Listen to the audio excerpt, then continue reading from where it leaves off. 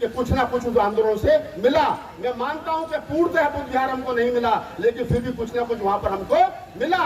लेकिन मैं सोचता हूं कि अभी जो आंदोलन हुए पिछली बार, चाहे वो आकाश लामा जी के नेतृत्व में हुए, चाहे अन्य बौद्ध भिक्षुओं के नेतृत्व में हुए, उस आंदोलन से हमको मिला क्या?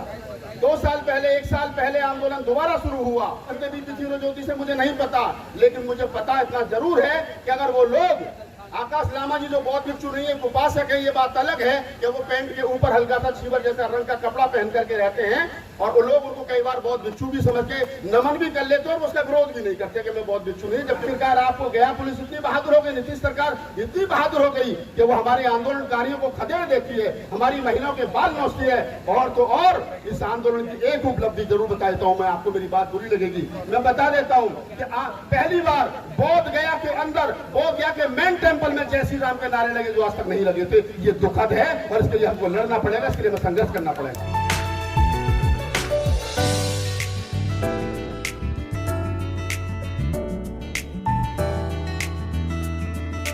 सबसे पहले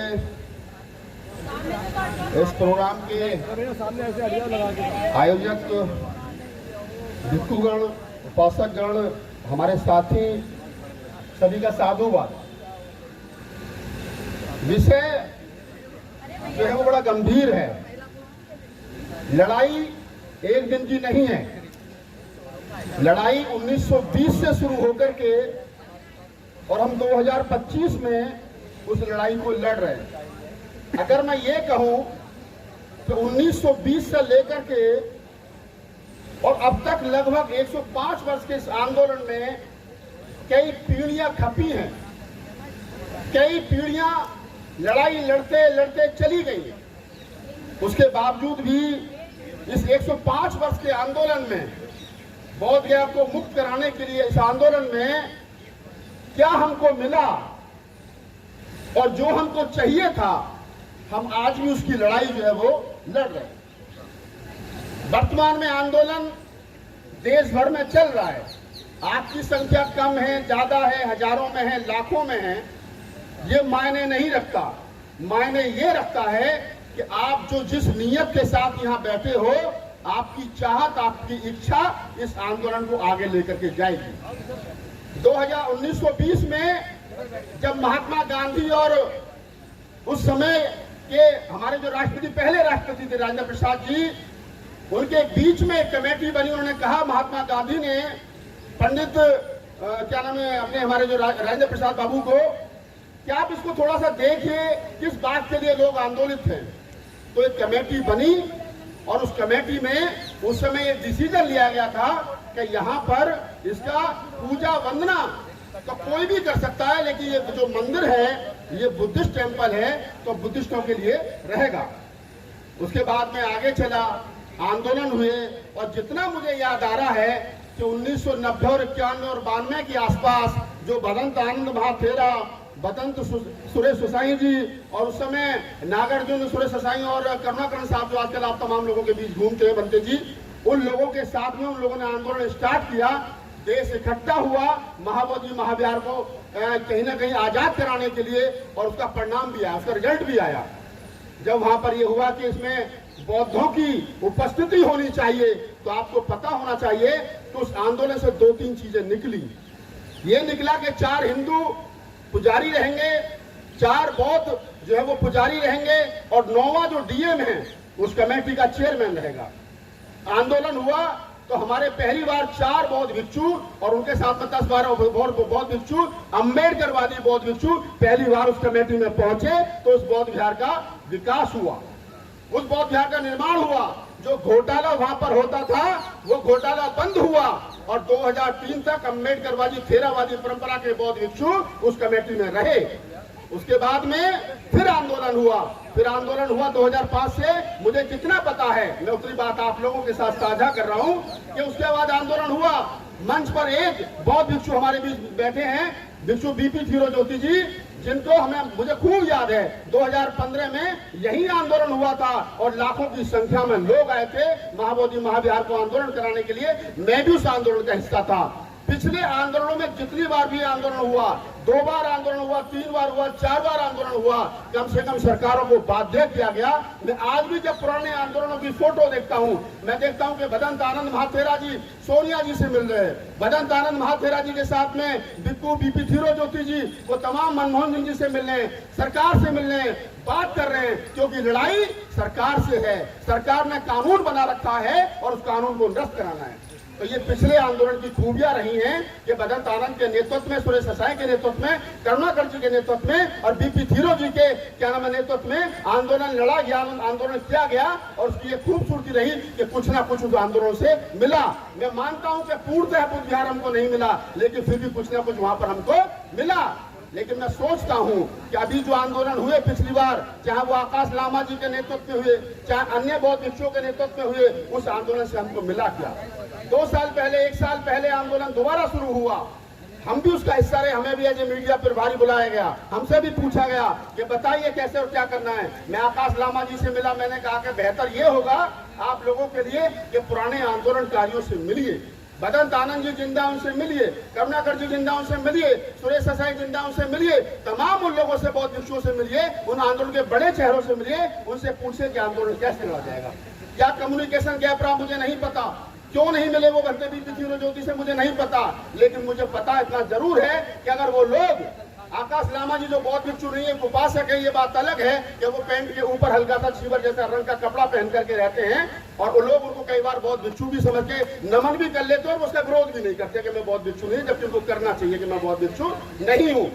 उसके बावजूद भी वो क्यों नहीं मिले, कैसे नहीं मिले, मुझे नहीं पता, लेकिन मैं इतना कह सकता हूँ कि इस जो आंदोलन वर्तमान में चल रहा है वो टुकड़ों में चल रहा है और खास तौर से जिस प्रकार से गया के अंदर आंदोलन को खदेड़ा गया वो दुखद है।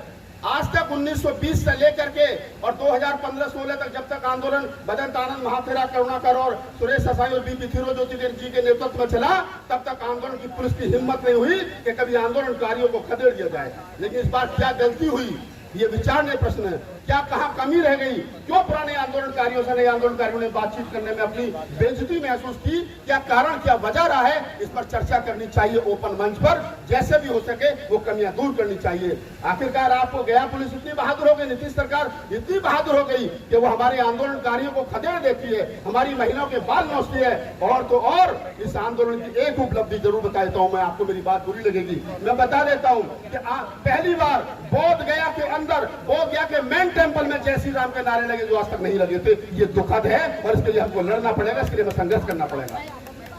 पुराने जितने आंदोलन हुए हमको कहीं ना कहीं कुछ ना कुछ मिला। हमारे 4 लोग कमेटी में पहुंचे, थेरावादी, अम्बेडकरवादी बौद्ध भिक्षु कमेटी में पहुंचे, उन्होंने विकास किया और इस बार आंदोलन में ये हुआ कि आपसी में लड़ने के बाद हमारे ऊपर मुकदमे हुए। एक बौद्ध भिक्षु विनयाचार्य जी जेल गए, हमारे उसी मेन टेंपल में जो हमारी आस्था, हमारी श्रद्धा का केंद्र है, वहां पर जाकर के कुछ लोगों ने, कुछ मनुवादी लोगों ने जय श्री राम के नारे लगाए।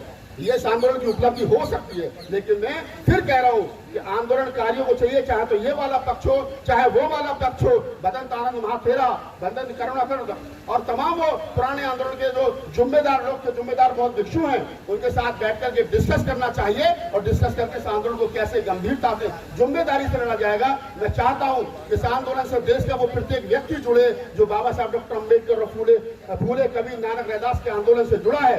जब वो व्यक्ति जुड़ेगा, इस आंदोलन को अपना समझेगा, यहाँ आएगा, तो निसंकोच रूप से मैं कह सकता हूं कि यह आंदोलन बड़ा बढ़ेगा। यह संख्या हजारों में नहीं, लाखों में होनी चाहिए।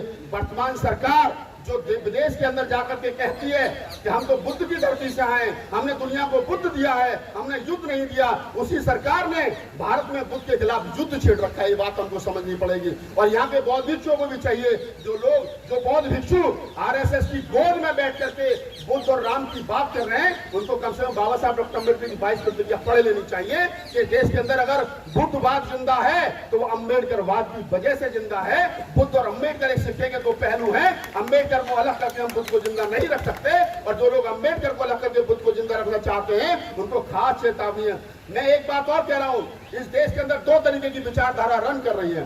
पहली विचारधारा समझ लेना, मोटा मोटी बता रहा हूं, नहीं तो डिटेल में जाऊंगा तो लंबा हो जाएगा भाषण। इस देश के अंदर ये जितने जोर से जय भीम का नारा लगा रहे हैं, और जितने जोर से जय श्री राम का नारा लगा रहे हैं, ये दोनों एक ही पिच पर बैटिंग कर रहे हैं। ना तो उनके पास में व्यचार की ज्ञान है, ना इनके पास में व्यचार की ज्ञान है। ये दोनों आरएसएस की गोद में चल रहे हैं, ध्यान रखना। हमको वो लोग चाहिए जो आंदोलन को पवित्रता के साथ आगे बढ़ा सकें। हमको वो लोग चाहिए जो हमारा एक ध्येय है, इस देश के अम्बेडकरवादी बुद्धिस्टों का, कबीर पंथियों का, नानक पंथियों का, रैदास पंथियों का, उन तमाम लोगों का जिन्होंने इस देश में समता, बंधुता, न्याय की बात की, उन लोगों का एक ध्येय है कि महाबोधि महाविहार जो है वो मुक्त होना चाहिए। हमारे भीम आर्मी का प्रदेश अध्यक्ष गया के डीएम से जाकर के मिलता है, उनसे कहता है कि हमको आंदोलन करना है महाबोधि महाविहार को मुक्त कराने के लिए। तो डीएम कहता है आप तो दलित हो, आप बौद्धों की लड़ाई क्यों लड़ोगे? ये सवाल बनता है क्या? अगर इस देश के ईसाइयों की न्याय की लड़ाई मैं लड़ूंगा तो क्या मुझे कानून रोक देगा? नहीं ना। लेकिन डीएम ये कह करके पीछा छुड़ाता है आप दलित हो, आप बौद्धों की लड़ाई नहीं लड़ सकते। तो मैं यहाँ से खड़े होकर के डीएम साहब को चेतावनी देता हूँ और बताता हूँ कि इस देश का दलित ही बौद्ध है, ये ध्यान रखना। इस देश का जो दलित है ना वही बौद्ध है, इस देश का ओबीसी बौद्ध है। ब्राह्मण, क्षत्रिय, वैश्य, इन तीन जो जाति और वर्ण है, इनको छोड़ करके जो 85% आवाम है वही बौद्ध है। और उन बौद्धों से टकराने की कोशिश मत करो। हमारी भी जिम्मेदारी बनती है कि हम उन लोगों के बीच में जाएं और उनको तैयार करें कि इस देश का जाट, गुर्जर, यादव, खटीक, पासी, चमार, धानक, ये जितनी जाति है सब भगवान बुद्ध के वंश से है। और चमार तो चीवर से निकला हुआ शब्द है। हम तो असली बुद्धिस्ट हैं। तो हमको भी चाहिए कि जो हमारे मंदिर में उन लोगों ने कब्जा कर रखा है तो हमें वो छुड़ाना है। और एक बड़ी बात कह करके अपनी बात खत्म करता हूं। जो लोग ये कहते हैं कि भगवान बुद्ध तो विष्णु के अवतार थे, तो मेरी उनसे अपील है हाथ जोड़ करके कि आपको चाहिए कि विष्णु के देश के अंदर जितने मंदिर हैं वहां भगवान बुद्ध की मूर्ति लगाओ और पुजारी बहुत भिक्षु होना चाहिए। हमारी मांग है, ये हमारी डिमांड है। क्या हिंदू ऐसा करेंगे? क्या हिंदू ऐसा करेंगे कि विष्णु के मंदिर में भगवान बुद्ध की मूर्ति लगाएंगे? क्योंकि भगवान बुद्ध तो अवतार है उनके, नहीं लगाएंगे। ये आपको गुमराह कर रहे हैं और ये बड़े चंड और चालाक लोग हैं और सरकार के इशारे में सब कुछ चल रहा है। आजकल तो अभी देखा गया है कि सरकार की गोद में बैठे हुए लोग जो है वो भगवान बुद्ध के धम्म को विदेशी धम्म बता रहे हैं, सम्राट अशोक के धम्म को विदेशी क्या नाम विदेशी बता रहे हैं। आप समझिए इस षड्यंत्र से लड़ने की जरूरत है। मैं धन्यवाद देता हूँ, साधुवाद देता हूँ। जिस दौर में सच बोलने पर मुकदमे हो रहे हो, जिस दौर में सच बोलने पर लोगों को खदेड़ा जा रहा हो, गोलियां चल रही हो, उस दौर में आप सच की लड़ाई लड़ रहे हो। और मैं तो दिन रात लड़ता हूँ, मेरे ऊपर तो 10-12 मुकदमे भी हैं, मुझे कोई दिक्कत भी नहीं है। लेकिन फिर भी हमारे बड़े भाई खड़े हैं, हमारे छोटा भाई आकाश खड़ा है, हमारे मीडिया के साथी खड़े हैं, तमाम लोग। मैं फिर भी कहता हूँ कि लड़ाई तो लड़ी जाएगी। मनोज अंसारी जी खड़े, हमारे बड़े भाई पीछे, बड़े भाई खड़े, सुदेश तंवर जी, हमारी हिम्मत, हमारे हर तरीके से हमें सहयोग करते हैं। मैं कह रहा हूँ आप तमाम लोगों से, लड़ाई लड़ी जाएगी। या तो इस पार रहेंगे या उस पार रहेंगे, बीच की लड़ाई नहीं लड़ी जाएगी। ये तो बीच की लड़ाई लड़ने वाले लोग हैं, इनसे सावधान रहने की जरूरत है। और मैं अंत में गुजारिश आप लोगों से कर देता हूँ, मंच आप यहाँ लगाइए, गया में लगाइए, दिल्ली में लगाइए, कहीं भी लगाइए। कम से कम एक बात जरूर ध्यान रखना कि आपके बीच में कोई ऐसा आदमी ना जाए कि मंच पर तो लंबी लंबी बात करता हो और घर में चिड़ियाघर बना रखा हो। ऐसे लोगों से सावधान रहने की जरूरत है। ये आधे अम्बेडकरवादी और आधे क्या नाम है हिंदूवादी, आधे दूसरेवादी, इनसे सावधान रहिए। ये पवित्र मंच है, बाबा साहब डॉक्टर अम्बेडकर की 22 प्रतिज्ञाओं से पवित्र मंच है। इस मंच पर वही आदमी आना चाहिए जो डॉक्टर अम्बेडकर की 22 प्रतिज्ञा और बुद्ध के 5 शील का पालन करता हो। और अगर नहीं है तो उसका बैन होना चाहिए, उसका बहिष्कार होना चाहिए। वो कितना ही पैसा चाहिए, नहीं चाहिए हमें ऐसा पैसा जो आरएसएस और बीजेपी के बैंकों से होकर के हमारे मंचों तक पहुंचता हूं। आपने मेरी बात को सुना, मैं बहुत बहुत आभार, बहुत बहुत धन्यवाद। आप तमाम लोग इस आंदोलन से जुड़िए, इस आंदोलन को बढ़ाइए। हमारे बीच हमारे छोटे भाई